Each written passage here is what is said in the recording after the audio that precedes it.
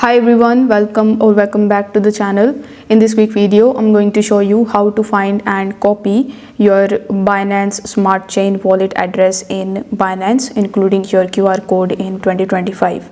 So in order to do it, you first of all need to launch your Binance mobile application, and then you need to simply tap on the assets tab in the bottom right hand corner of the screen.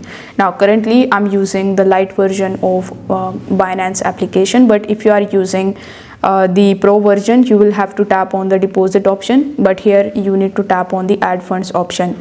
Now select the option of deposit crypto, and over here you need to simply use the search bar and search for BNB. Now after selecting BNB, it will ask you to select the network. So since we want to find the deposit address and the QR code of BEP20, you need to select BNB Smart Chain or BEP20, and then it will show you the QR code as well as the deposit address in front of you.